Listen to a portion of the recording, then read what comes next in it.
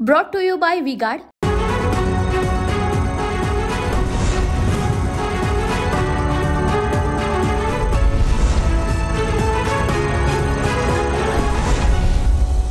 देण्यात आले। वळूयात पुढल्या बातम्यांकडे। राज्यातल्या राजकारणावरून दिल्लीमध्ये सध्या घडामोडींना वेग आलाय। संध्याकाळी भाजप कोर कमिटीची महत्त्वाची बैठक होते। फडणवीसांच्या राजीनाम्याच्या इच्छेवर या बैठकीमध्ये काय निर्णय होतो याकडे सगळ्यांचं लक्ष असेल।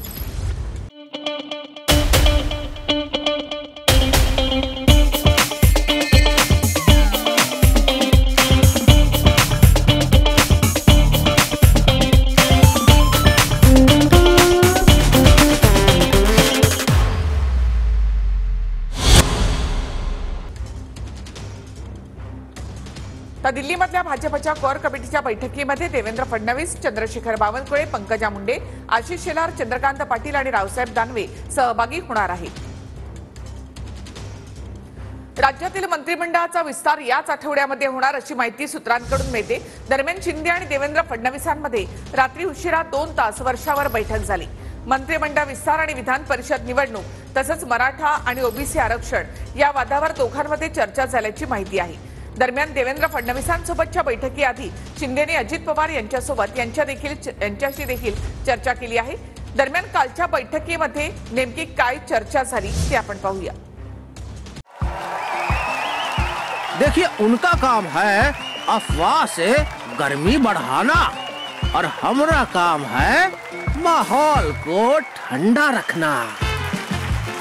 हमारा नेता कैसा हो जो माहौल को रखे ठंडा वैसा हो। अब की बार वी गॉट एयर कूलर का चमत्कार। शिंदेंची रात्री उशिरा फडणवीसांसोबत बैठक झाली। फडणवीसांआधी शिंदेंची अजितदादांसोबतही चर्चा झाली। भाजपच्या आजच्या कोर कमिटी बैठकीआधी शिंदेंची रात्री 2 तास फडणवीसांसोबत बैठक झाली। मंत्रिमंडळ विस्तार आणि विधान परिषद निवडणुकांसंदर्भात चर्चा झाली असण्याची शक्यता। मराठा ओबीसी आरक्षण वादासंदर्भातही बैठकीत चर्चा करण्यात आली असल्याची शक्यता। फडणवीसांसोबतच्या बैठकीआधी शिंदे आणि अजितदादा यांच्यात 1.5 तास बैठक झाली। महायुतीची समन्वयक बैठक व्हावी या अनुषंगाने चर्चा झाली असल्याची सूत्रांची माहिती। विधान परिषद निवडणुकीसंदर्भातही चर्चा झाल्याचं सूत्रांनी सांगितलंय। तसंच राज्यातलं पीक पाणी आणि दुष्काळाच्या मुद्द्यावरही चर्चा झाल्याची सूत्रांची माहिती आहे। भाइयों बहनों, उनके राज में पावर रहे अनस्टेबल और हम रखे सब स्मूथ और स्टेबल। हमारा नेता कैसा हो जो स्टेबल पावर दे वैसा हो। अब की बार वी गॉट एसी स्टेबलाइजर का चमत्कार। उज्ज्वल निकम यांना सरकारी वकील म्हणून नेमण्यास काँग्रेसने आक्षेप घेतलेला आहे। सरकारी वकीलही आता भाजपचे राहणार हे सिद्ध आहे असं नाना पटोलेंनी म्हटलं। नाना पटोले यांनी राज्य सरकारवर निशाणा साधलाय। सरकारच्या न्याय व्यवस्थेच्या माध्यमातून हे पाप आहे असं नाना पटोले यांनी म्हटले। राज्य सरकारने पुन्हा न्याय व्यवस्थेच्या माध्यमातून एक पाप पुन्हा केलं। उज्ज्वल निकम हे भाजपचे लोकसभेचे उमेदवार असताना अजून त्यांना सरकारी वकील करून एक त्यांनी सिद्ध केलं की वकीलही सरकारी आता भाजपचेच राहणार। भाजपच्या कार्यकर्त्याला उमेदवाराला सरकारी वकील करता येणार नाही ही भूमिका काँग्रेस पक्षाची आहे आणि म्हणून राज्य शासनाने तातडीने त्याच्यातला फेरविचार करावा। उनका बैकअप सिर्फ कल तक और हमारा चांद तक। हमारा नेता कैसा हो जो नॉन स्टॉप बैकअप दे वैसा हो। अब की बार वी गॉट इन्वर्टर बैटरी का चमत्कार। पत्रकार परिषद घेतली, त्यांनी सांगितलं की उज्ज्वल निकम यांना सरकारी वकील म्हणून आता ठेवता येणार नाही। पहिलं नाना पटोले यांनी या पाद्य पूजन करून घेतलं, त्याबद्दल प्रायचित्त म्हणून राजीनामा द्यावा, नंतरच त्यांनी कुठल्याही गोष्टीवर भाष्य करावं। परंतु आता त्यांना लोकांसमोर आपल्या माध्यमांसमोर सुद्धा यायचा नैतिक अधिकार त्यांनी गमावलेला आहे। त्याच्यामुळे त्यांच्या बोलण्याला आम्ही आता महत्त्व देणार नाही, आपणही देऊ नका। भाजपच्या आमदारांना आता अजित पवार महायुतीमध्ये नकोसे झालेत अशी माहिती सूत्रांकडून मिळते. लोकसभेमध्ये फटका बसल्याचं भाजपच्या काही आमदारांचं मत आहे. अजितदादा गटाची मतं भाजप उमेदवाराला मिळाली नाहीत असा आरोपही करण्यात येतोय. दादांना युतीमध्ये ठेवण्याबाबत पुनर्विचार करावा अशी मागणी भाजपच्या आमदारांनी केली अशी माहितीही सूत्रांकडून मिळते. शिरूरमध्ये दादांच्या 4 आमदारांमुळे आढळरावांचा पराभव झाला असं भाजप आमदारांचं मत आहे.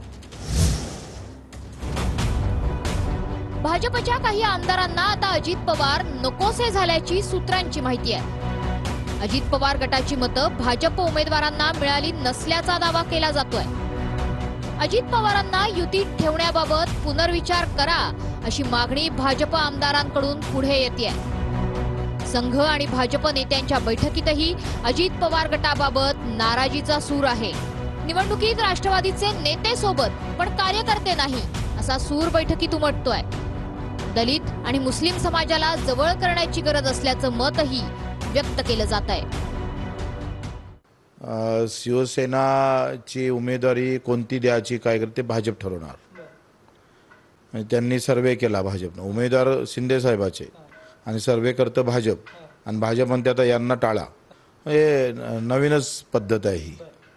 म्हणजे नाक दाबून भुक्याचा मार जो पद्धत असते तसंच अजितदादासोबत झालेलं दिसतं. हे मात्र खरं होतं का युतीचं सरकार म्हणजे शिंदे साहेब आल्यानंतर सरकार सुरळीत जात होतंय, पण तुम्हाला शिंदे साहेबाला द्यायचं होतं म्हणून तुम्ही अजितदादाला घेतला हाती आणि अजितदादाला हाती घेऊन शिंदे साहेबांना देण्याचा प्रयत्न केला. अधिकचं राजकारण लोकांना पटत नाही. एकनाथ शिंदेला देण्यासाठी अजित पवारांना आणलं. आता भारतीय जनता पार्टी, एकनाथ शिंदे गट आणि अजित पवार असे तिन्ही मिळून आता निवडणुका लढवल्या. लोकसभेमध्ये काय झालं आपल्याला कल्पना आहे. आता विधानसभेमध्ये जे आहे, आता विधानसभेमध्ये परत काटछाट त्यांची चालू झाली दिसते असं या पद्धतीनं की यांनी आम्हाला मत नाही दिलं त्याच्यामुळे आमच्या जागा पडल्या. हे सर्व आता अजून ह्या गोष्टी पुढील जसं जसं विधानसभा येईल निवडणूक तसं अजून ह्या गोष्टी वाढतील. मध्ये भाजप नेतृत्वामध्ये कोणतीही भूमिका नाही असं सुनील तटकरे यांनी म्हटलं आहे. शिंदे फडणवीसांसोबत चर्चा करण्यात आली मात्र विरोधातील कोणताही मुद्दा पुढे आला नाही असं तटकरे यांनी म्हटलं. तर हितशत्रू अजित पवारांना जाणीवपूर्वक टार्गेट करतायत असा आरोपही सुनील तटकरे यांनी केलाय. अजितदादांना टार्गेट करण्याचा प्रयत्न हितशत्रूंच्या माध्यमातून केला जातोय.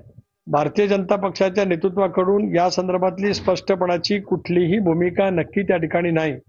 राज्यातील नेते म्हणजे मुख्यमंत्री एकनाथराव शिंदे, देवेंद्रजी, अजितदादा यांच्या समोर ज्यावेळेला माझी चर्चा झाली त्यावेळेला अशा पद्धतीची कुठेही चर्चा आम्ही त्या ठिकाणी म्हणजे आली नाही चर्चेमध्ये. शिवसेना सोडून गेलेले सर्व अस्वस्थ आहेत असं संजय राऊतांनी म्हटलंय. शिंदे आणि अजितदादांचे पक्ष नाहीत, फक्त गट आहेत अशी टीका राऊतांनी केली. शिंदे आणि दादांचे फक्त बुडबुडे आहेत अशी टीका राऊतांनी केली आहे. शिंदेनी मतं विकत घेऊन जागा मिळवली. भुजबळ सोबत असते तर मुख्यमंत्रीपदाचा टिळा लागला असता असं संजय राऊतांनी म्हटलंय.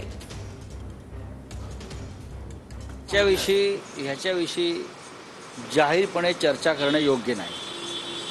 अजित पवार गट असेल किंवा शिंदे गट असेल, हे 2 गट आहेत. यांना पक्ष म्हणून जनता कधीच मान्यता देणार नाही. विजय विकत घेतला जातो त्या पद्धतीनं ते जिंकले. त्याच्यामुळे त्या पक्षातले जे काही लोक गेलेत त्या पक्षाबरोबर त्यांची आता या निकालानंतर अस्वस्थता स्पष्ट दिसून येते. पण हा त्यांचा प्रश्न आहे. ज्यांनी शिवसेना सोडली आहे ते राजकारणामध्ये त्यांच्या राजकीय आयुष्यात कधीच स्वस्थ आणि शांत झालेले नाही. आता भुजबळ पाहताय बघा ना तुम्ही. आता शिवसेनेमध्ये असते तेवढ्याला मुख्यमंत्री पदाच्या टिळा लागून बाहेर पडले असते केव्हा तरी. अशा अनेक आहेत. नारायण राणे असते, एकनाथ शिंदे, हे सगळे अस्वस्थ आत्मे आहेत. हे अस्वस्थ आत्मे म्हणून, भटकते आत्मे म्हणून, लटकते आत्मे म्हणून फिरत असतात. आणि आता महत्त्वाच्या बातम्या आपण पाहूया. अजित पवार यांना बळीचा बकरा करू नका, अपयशाचं खापर दादांच्या डोक्यावर फोडू नका, जितेंद्र आव्हाड यांचं वक्तव्य. अजित पवार यांच्यामुळे फटका बसला नाही तर काही भाजप लोकप्रतिनिधींच्या बेताल वक्तव्याचा लोकसभेमध्ये फटका बसला. संघ आणि भाजपच्या बैठकीमधल्या चर्चेवरून रुपाली पाटील यांची टीका.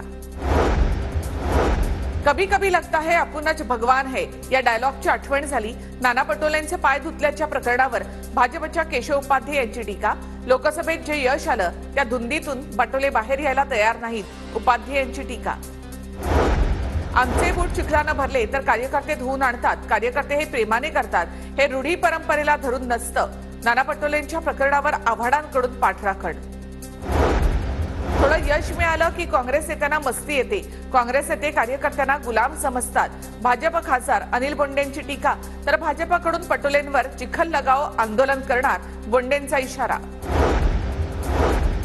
शोषित पीडित लोकांचे पक्ष भाजप आणि मोदींनी तोडले, शोषित पीडितांचे पक्ष तोडले तरी आम्ही त्यांना सांभाळून नेलं, नाना पटोले यांचं वक्तव्य. नाना पटोले अजून लहान आहेत, पटोलेंच्या वक्तव्यावर संजय राऊत यांचा पलटवार. छगन भुजबळ यांच्या भूमिकेमुळे महायुतीमध्ये चलबिचल, भुजबळ ठाकरे गटाची बाजू घेत आहेत, संजय शिरसाट यांचं वक्तव्य.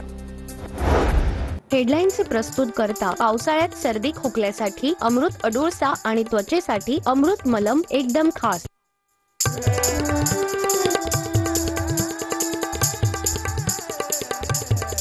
Brought to you by V-Guard.